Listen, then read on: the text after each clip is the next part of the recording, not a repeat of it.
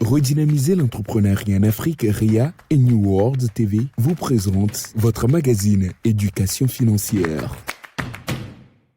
Bonsoir à tous et à toutes, vous suivez Éducation financière et pour ce nouveau numéro d'Éducation financière, nous nous focalisons spécialement sur la finance islamique.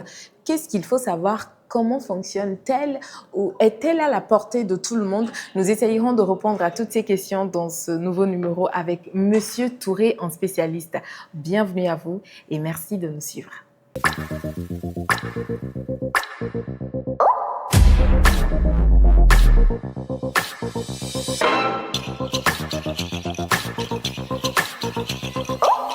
Merci à vous de nous suivre et pour ce nouveau numéro, nous avons le plaisir de recevoir sur ce plateau un spécialiste qui nous parlera totalement de la finance islamique. Monsieur Touré, bonsoir Monsieur Touré. Bonsoir madame, et c'est avec un grand plaisir que j'ai d'abord découvert votre émission et je pense que vous faites un très beau travail. Merci beaucoup. Et cela ne fait que donner des initiatives et encourager l'entrepreneuriat au niveau de la jeunesse africaine, au niveau de l'Afrique d'une manière générale. C'est très important. Merci. D'accord. Alors, vous êtes spécialiste surtout en finance islamique. Et tout de suite, j'aimerais vous demander, qu'est-ce que la finance islamique? Comment doit-on comprendre la finance islamique? La finance islamique, c'est comme l'expression est bien consacrée, c'est le bon finance. Ça veut dire comment on gère de manière optimale l'argent. Et islamique, c'est juste dire que comment est-ce qu'on gère cet élément essentiel dans le financement en respectant les préceptes, les principes de l'islam. Donc, on entend par finance islamique l'ensemble des activités, l'ensemble des transactions commerciales et l'ensemble des produits financiers qui respectent les principes de la finance islamique qu'on appelle la charia communément.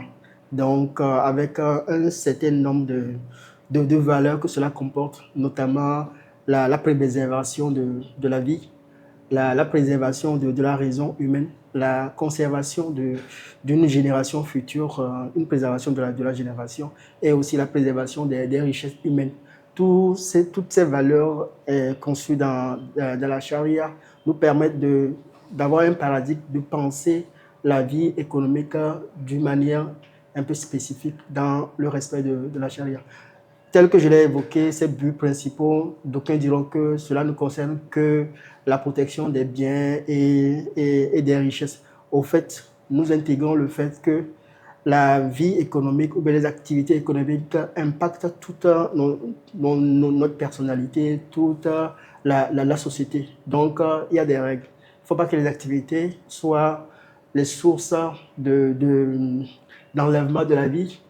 Il ne faut pas qu'à partir de nos activités, nous perdions la raison. Il ne faut pas qu'à partir de nos activités, nous perdions aussi la cohésion sociale, que nous ne garantissions pas un avenir pour les générations futures. C'est un peu le développement durable. Il ne faut pas que nous perdions carrément nos valeurs. Absolument, absolument. Donc, tout ceci intégré nous permet de voir comment est-ce qu'on respecte ces principes-là à travers le respect de la charia, comme on le dit. Mais vu du point de vue entrepreneurial, c'est l'ensemble des choix d'activités, des choix de projets qui nous amènent aussi à faire des choix de sources de financement et aussi en pensant aussi à la manière dont les revenus seront partagés. Donc, c'est le choix des activités, le choix des sources de financement et le choix de la manière dont on partage les revenus. Quand je dis le choix des activités, il y a des activités les activités au sein de la finance islamique doivent respecter ce que l'islam a établi, telles que des activités comme la pornographie, telles que l'armement, abus d'agression, etc. Ou bien les activités liées à l'alcool, à la vente de porc. En tout cas, tout ce qui est de principe interdit en islam ne va pas rentrer dans le portefeuille des institutions de finances islamiques. Pour le reste, tout est permis, tout est ouvert à partir du moment où votre activité est censée être éligible à ce type de financement. Il y a aussi des sources de financement qui ne seront pas choisies comme licites. Et aussi qu'à l'entame du contrat qui vous lie avec vos partenaires, vous devez définir quelles sont les clés de répartition des revenus qui seront issus de l'activité et de la transaction. Donc, une façon transparente de faire les choses. Voilà, en gros, ce que je dirais. C'est l'ensemble des activités, c'est l'ensemble des transactions, c'est l'ensemble des produits financiers qui vont respecter la charia qui est au fait de la protection générale de la société. Et comment se distingue-t-elle des systèmes financiers conventionnels? Oui, la finance islamique se distingue du système financier conventionnel. Pour y arriver, il faut que nous puissions comprendre les principes de la finance islamique. Et à travers la bonne compréhension des principes de la finance islamique, on pourra aboutir à une synthèse qui va nous faire comprendre quelle est la distinction. Donc, en général, dans la littérature, il y a 5 grands principes qu'on cite au niveau de la finance islamique. Il y a le fait de l'interdiction de l'intérêt. L'interdiction de l'intérêt. L'intérêt. Ça veut dire quoi? Ça veut dire que une institution de finance islamique ne va pas avoir pour activité principale de donner de l'argent, de louer de l'argent pour gagner le loyer de l'argent qu'on appelle intérêt. D'accord? Ah, okay. Dans une institution dans les banques classiques ou dans les microfinances classiques, vous venez, on vous donne 1 million et puis il y a un taux d'intérêt qui est appliqué à ça. À échéance, vous allez payer non seulement les 1 million, vous allez payer la valeur équivalente à l'intérêt, disons 200 000. Vous allez prendre 1 million et à la fin, vous allez payer 1 million de 200 000. Les institutions de finances islamiques ne font pas ce type d'activité. Elles ne vont pas vous donner de l'argent pour, en retour, vous taxer un loyer sur l'argent qu'on appelle un intérêt. Donc, l'interdiction de l'intérêt. Ça, c'est un premier principe. On vous donne, mais vous remboursez la somme intacte. Je vais en arriver. Je vais citer les principes et puis après, on va expliquer comment est-ce que ça se passe réellement. Donc, un des principes, c'est l'interdiction de l'intérêt, l'intérêt bancaire, l'intérêt usuraire, etc. Le deuxième principe, c'est l'interdiction de la spéculation. De la spéculation ou bien des jeux à somme nulle, tels que les loteries. Ce que les uns gagnent, d'accord, c'est ce que les autres ont perdu.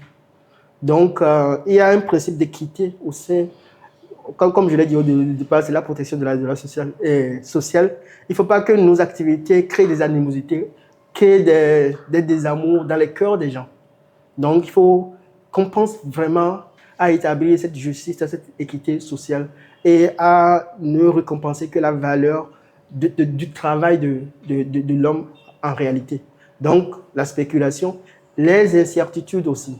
Il y a aussi le fait qu'il y a une interdiction d'établir des contrats. Alors, avant même de continuer, je dis que spécifiquement la finance islamique est établie comme étant une finance contractuelle. Quand vous faites un contrat d'activité, vous voulez vendre ou vous voulez produire quelque chose, il faut que les éléments essentiels du contrat soient bien connus. Quelle est la qualité du produit? Qu'on ne cache pas les défauts du produit, à quel prix on le vend, et puis quels sont les délais qui sont alliés à ça. Donc, c'est de lever tout élément d'incertitude qu'on porte sur la transaction, sur le produit. Donc, au-delà de ça, il y a le principe de partage des pertes et des profits. Le principe de partage des pertes et des profits. Pour vraiment espérer gagner de l'argent, il faut aussi accepter le risque lié à l'actif de l'activité. Wow. C'est vrai que quelqu'un est là, il s'en fout complètement de ce que l'entrepreneur va faire. De toutes les façons, il se croise les bras, il se dit voilà, que l'activité réussisse ou pas, il va avoir son capital. Donc, il y a un des principes de la finance islamique qui dit que, au fait, quand vous voulez aller en transaction, il faut aussi accepter que ça peut gagner, ou bien comme ça peut être positif, il peut y avoir des gains. Quand il y a une perte, il faut l'accepter, l'assumer dans un esprit de partage dans ce sens-là. Bon, cela ne porte pas sur toutes les activités, les opérations, mais il y a une certaine catégorie d'opérations qui doivent respecter ces principes-là. Parce que, en gros, quand on prend les produits de la finance islamique, il y a des produits comme taxes de produits participatifs et des produits qui sont non participatifs. Je vais en revenir. Mais comme nous sommes dans les principes, il y a aussi le principe, le fait que la finance islamique, c'est une finance qui est entrepreneuriale. Ça veut dire que nous sommes en économie réelle. Nous vendons des voitures, nous vendons des montres, nous ne faisons pas de la spéculation du genre ce qui se passe sur le marché boursier où on fait ce qu'on appelle les produits dérivés. On fait des paris pour se rémunérer sur l'évolution à la baisse ou bien la hausse de la valeur d'une action ou d'une obligation. On ne fait pas de paris. Ce n'est pas une finance casino où, comme je l'ai dit auparavant, il n'y a pas de jeu à somme nulle. On est dans l'équité. Donc, voilà, en gros, ce que je peux dire. Et tout en revenant sur le fait qu'il y a une certaine catégorie d'activités, ça je l'avais déjà dit, dans lesquelles les institutions de finance islamiques ne vont pas amener leur argent pour financer, tels que l'alcool, la drogue, la pornographie, la vente du porc, etc. En tout cas, toutes les catégories d'activités qui sont censées être interdites en islam.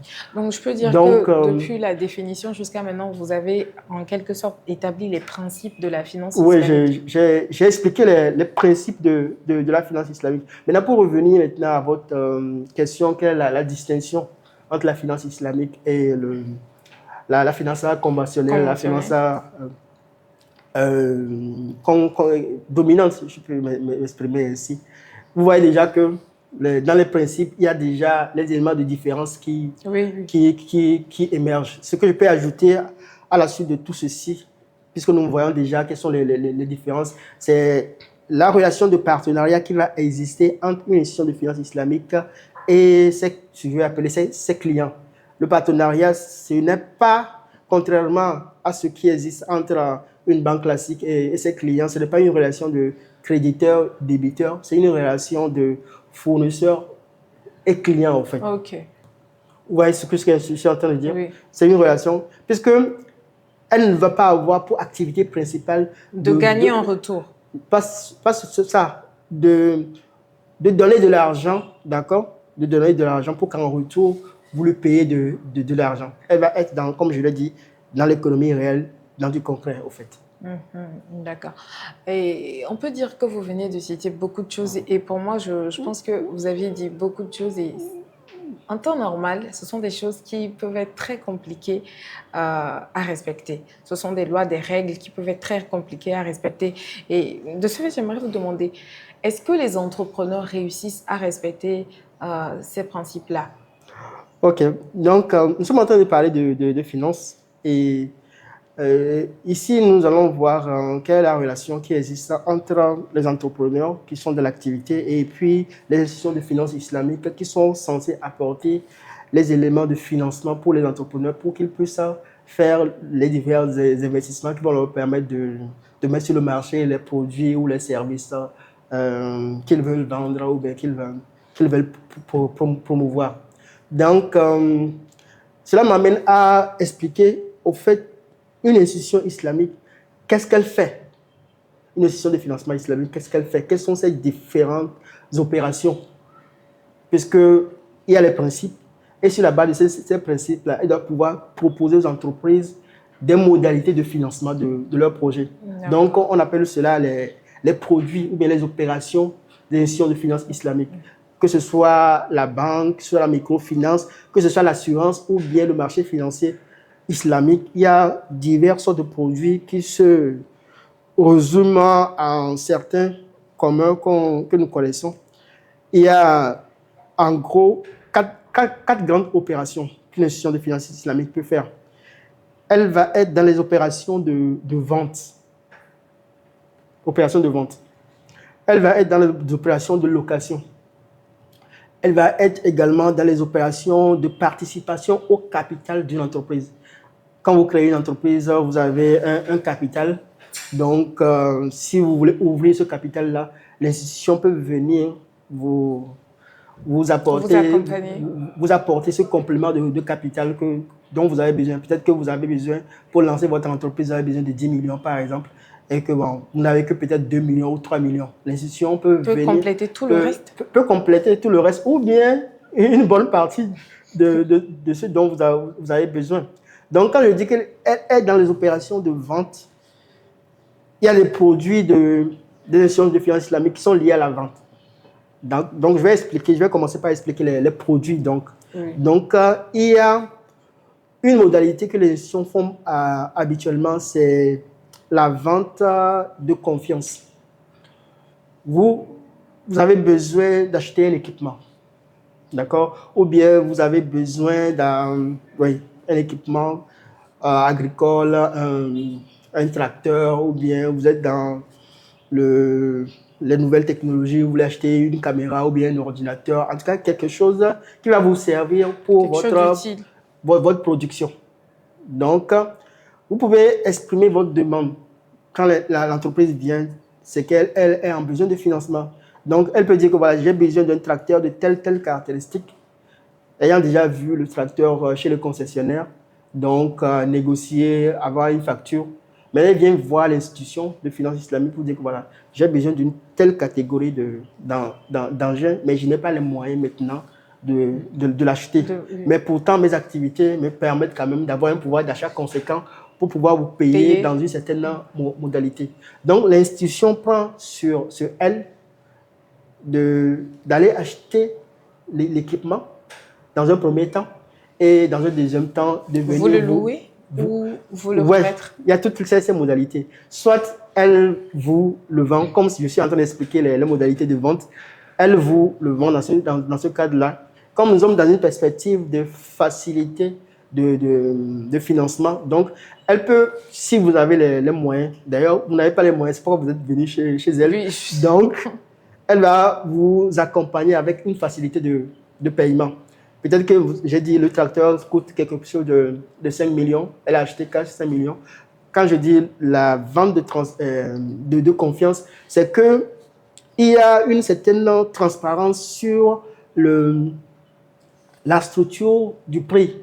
C'est-à-dire que le client, l'entrepreneur qui vient, il sait que j'ai acheté l'équipement peut-être à 4 500 000 et qu'elle va me la revendre à 5 millions par exemple, sur une période donnée, sur 2 ans, sur 3 ans.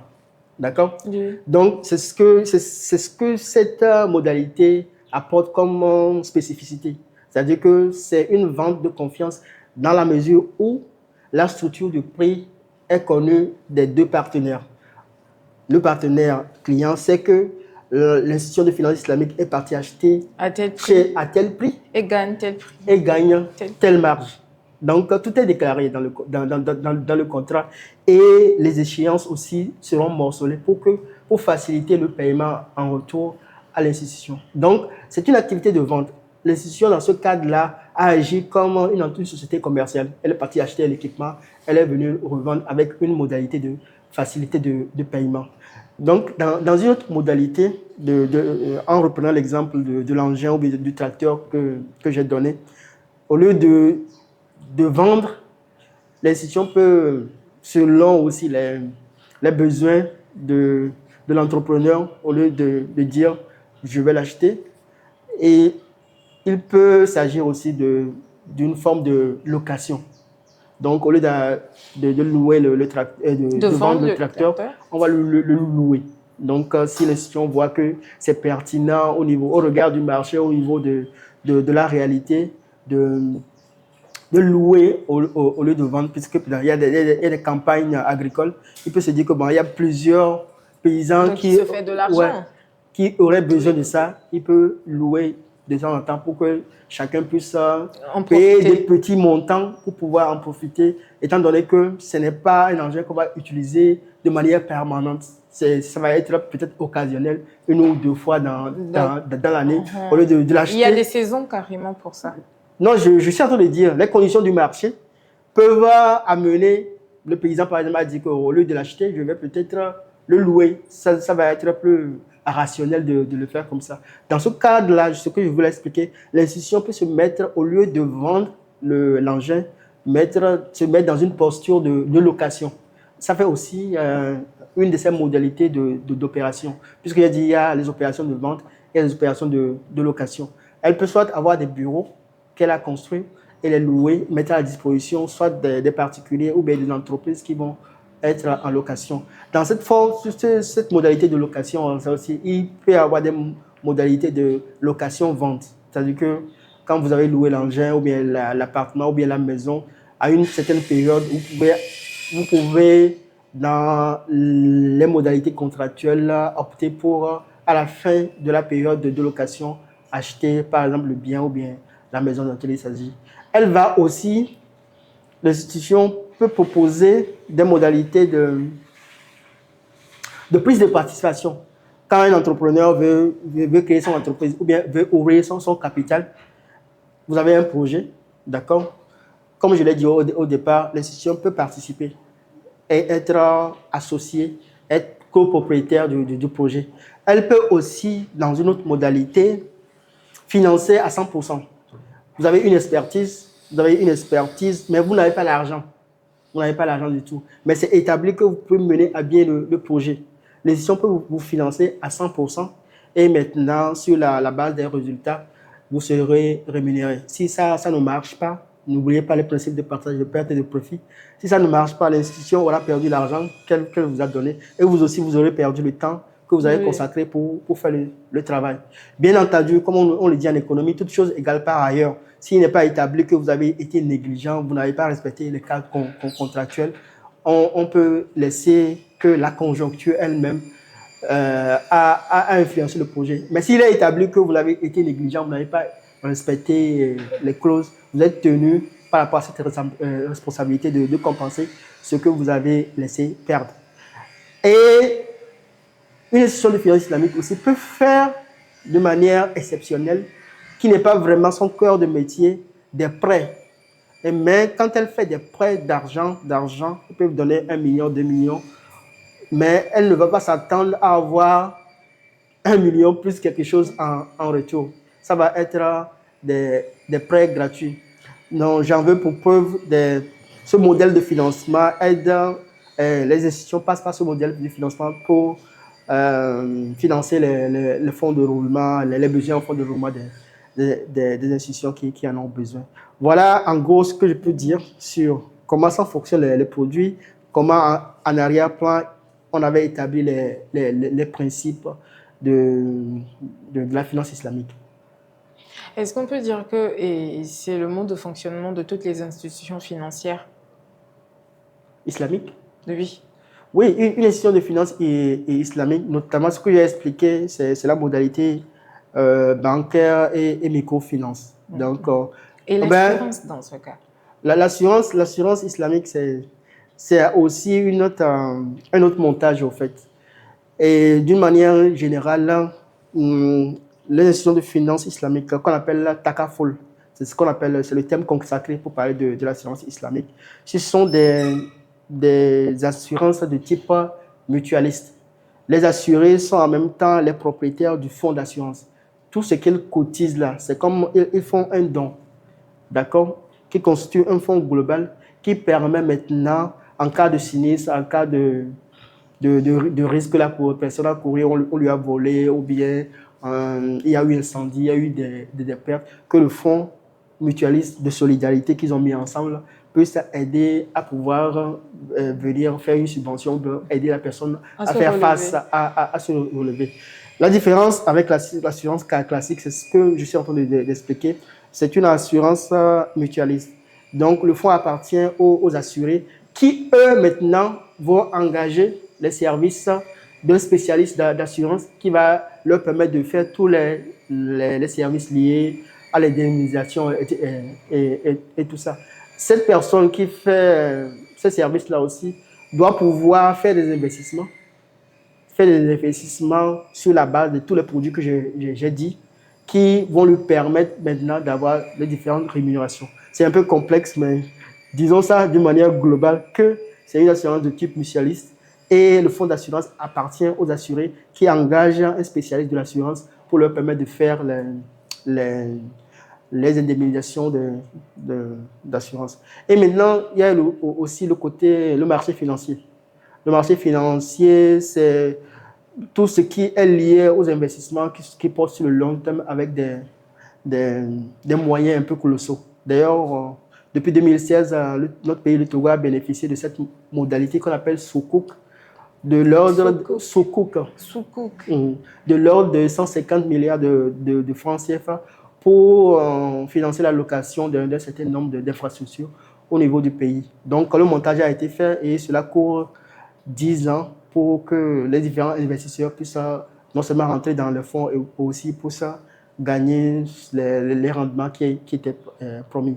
Voilà en gros la finance islamique. Depuis 2018, la BCEAO a sorti un certain nombre d'instructions qui cadrent le fonctionnement de la finance islamique. Donc, ce n'est pas une finance particulière destinée seulement aux musulmans, c'est une finance qui est dans la finance globale, qui est une alternative telle que la BCEAO a eu à faire des analyses, à voir qu'est-ce qu'on pourra faire pour pouvoir aider ou résoudre un tant soit peu la problématique de financement des PME.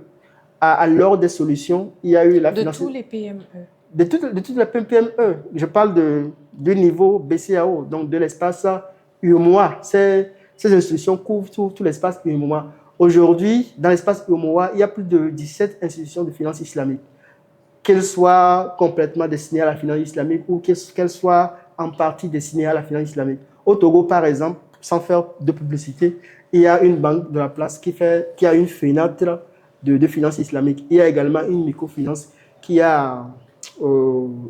entièrement dédiée à la finance islamique. C'est vrai que c'est un phénomène qui est embryonnaire, qui est à son démarrage. Je parle des institutions qui ne datent que de 2018.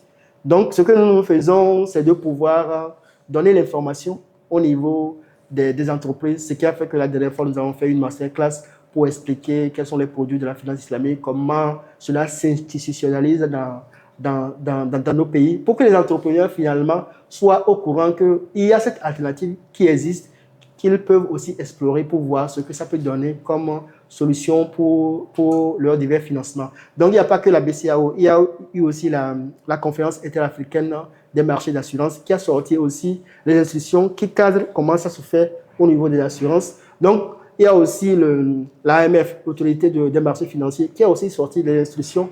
Donc, la BRVM, la SGI sont en train de voir comment est-ce qu'ils vont incorporer ces modalités de la finance islamique dans leur fonctionnement. Donc, la finance islamique intéresse tous les secteurs de la finance, banque, assurance et marché financier. Voilà ce que je voulais. Donc aujourd'hui, on peut dire que les banques ou bien la finance islamique est devenue peut-être un grand soutien pour les petites et moyennes entreprises. Oui, l'idée c'est ça. L'idée c'est que les autorités de régulation, les autorités qui contrôlent la finance ont introduit cette possibilité, cette ouverture-là, que les banques puissent servir des produits qui sont conformes à la finance islamique. Donc, ce n'est pas seulement destiné aux musulmans, c'est destiné à tout entrepreneur. Si vous êtes entrepreneur, vous avez besoin peut-être de plus de caméras, de plus d'équipements.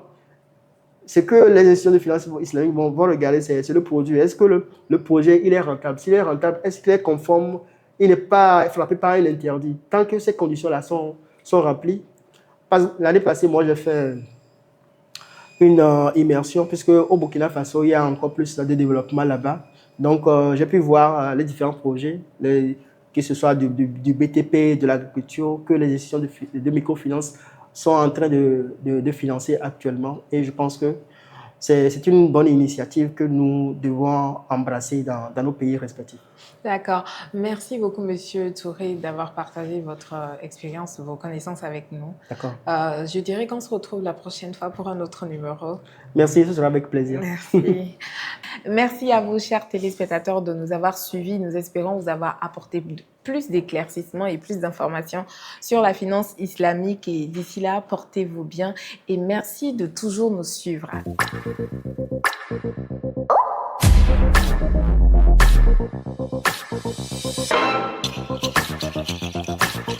Votre magazine Éducation financière vous a été présenté par Redynamiser l'entrepreneuriat en Afrique, REA et New World TV.